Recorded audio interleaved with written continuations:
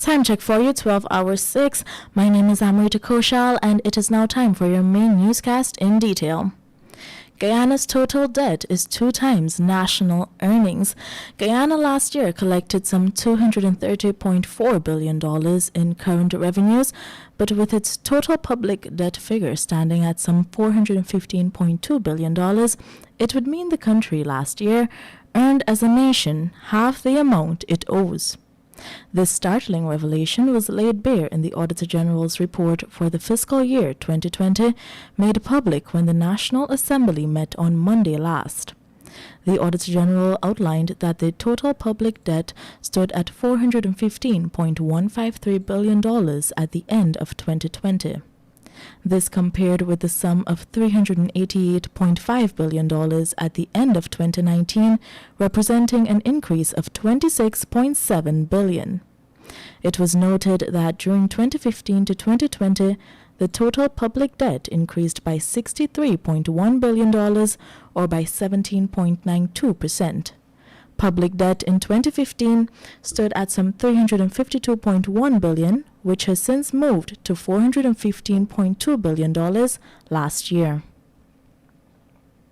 Data Management Authority in shambles.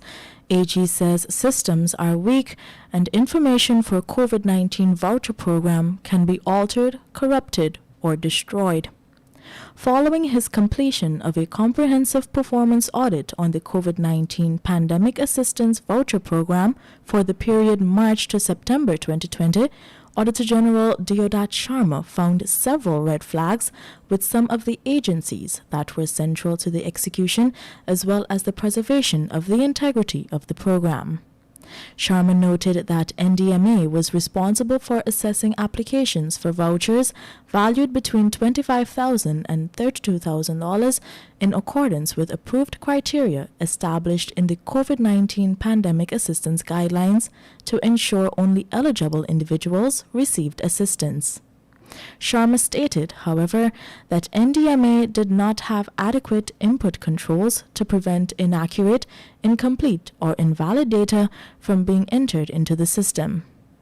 Much to his dismay, the AG discovered that the information system related to the multi-million-dollar voucher program was exposed to security threats, which could alter, corrupt, or destroy data.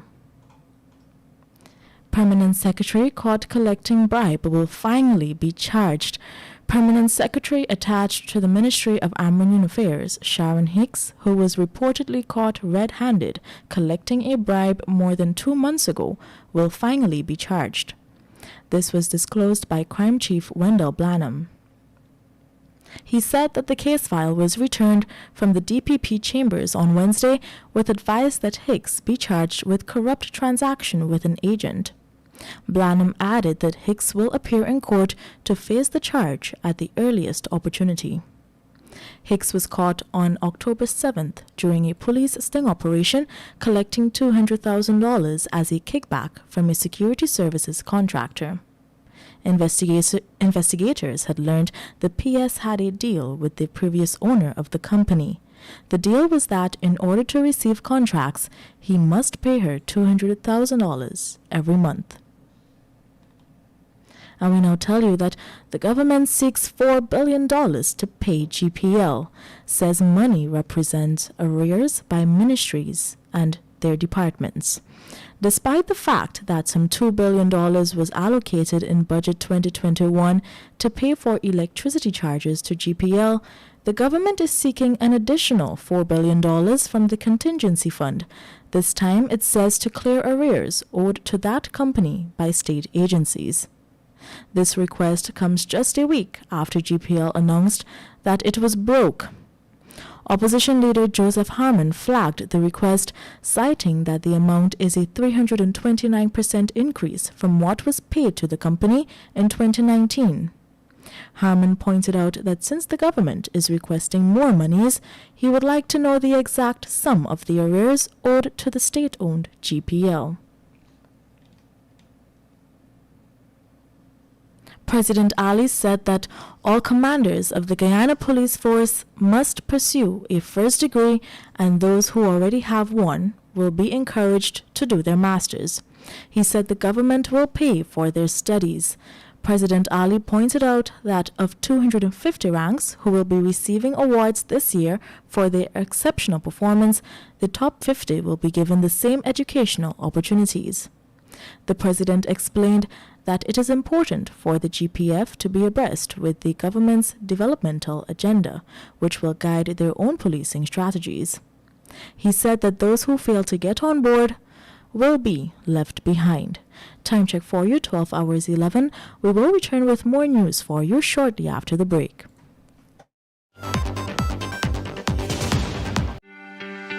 This is GHK Lal inviting you to join me weekdays from Monday to Friday on the National Outlook for commentary on a range of issues. Immediately after the 12 noon and 7 p.m. newscasts on Kaieteur Radio at 99.1 FM and 99.5 FM. Looking forward to you sharing in the conversation.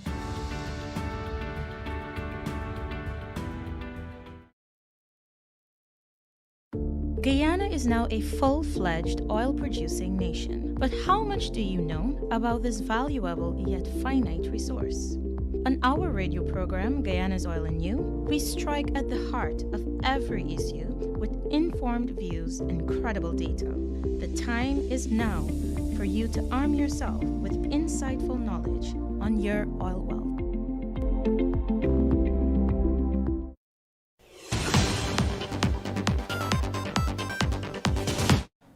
My name is Amrita Koshal, and we now return with your main newscast in detail.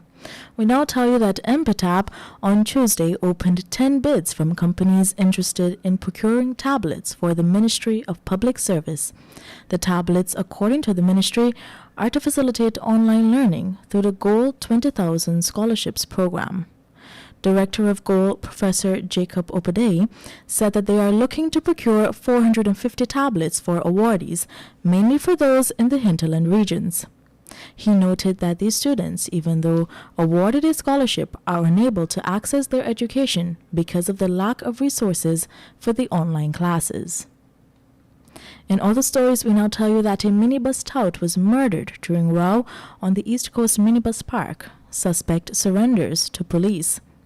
30-year-old Marvin Nurse, a minibus conductor, was stabbed to death during a fight with another man on the East Coast Minibus Park Wednesday morning. The suspect, 27-year-old Paul Jr. Lynch, who initially escaped and for whom a wanted bulletin was issued, later surrendered to police in the company of his lawyer. Investigations revealed that Nurse and Lynch were at the 44 bus park in Georgetown when they got into an argument. The suspect was armed with a knife, and police said that they began to pelt each other with empty beer bottles and bricks before the suspect allegedly stabbed Nurse with the knife to his left side chest. And we now tell you that the PPPC and PNC repeatedly ignore remedies to fix flagrant financial violations. Auditor General concerned as 62% of recommendations were not implemented. The Audit Office of Guyana is responsible for scrutinizing the expenditure of public funds on behalf of Parliament. The office conducts annually financial audits of all publicly funded entities, donor-funded entities, local government agencies, and trade unions in Guyana. In his 2020 report, covering a period when the purse strings were presided over by both the coalition administration and the PPPC government, A.G. Sharma found that 62% of his recommendations to remedy the repeated financial violations committed over the years have not been implemented. According to Sharma, each year, his office issues recommendations to ministries, departments, and regions that are designed for improving systems and practices at these entities and improving the government's governance and accountability mechanisms. To this end, he observes that for his 2019 report, 645 recommendations had been presented to the administration. And we now tell you that COVID-19 cases tripled in the Americas in 2021, but millions are now protected thanks to vaccine, Pahu says, PAHO Director Carissa Etienne urged that while COVID-19 infections tripled in 2021 and health systems struggled to cope, quote-unquote, we have learned what it takes to bring this virus under control and must urgently address gaps in vaccine access to ensure everyone is protected. As the second year of the pandemic draws to a close, Dr. Etienne called on the region to employ all resources available to bring the virus under control, including vaccines, masks, social distancing, and surveillance. And now time for your COVID-19 update. An unvaccinated 68-year-old woman from Region 10 who contracted COVID-19 has died. The country's COVID-19 death toll has moved to 1,025. 66 new cases were recorded, bringing the total number of confirmed cases to 38,684. 9 patients are admitted into the ICU, 48 persons in institutional isolation, 735 in home isolation, and 3 in institutional quarantine.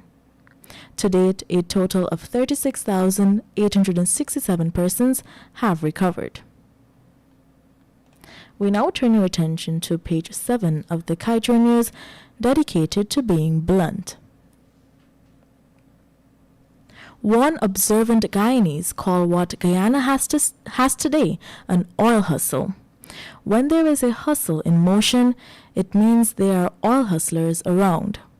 We urge our fellow Guyanese not to look too far, for they are all here.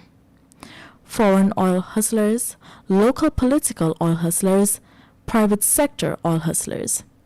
They are a mostly dirty, obscenely smelly bunch, knocking the poor out of the way and grabbing everything in sight.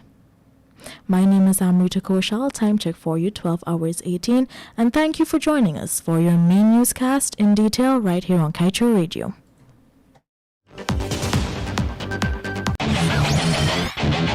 Want value for your advertising dollar? Then place your ads on Kaieteur Radio's newscasts. Streamed live on 6 different mediums, reaching hundreds of thousands. Advertise today and watch your dollar grow. Call us on 225-8465 or 226-8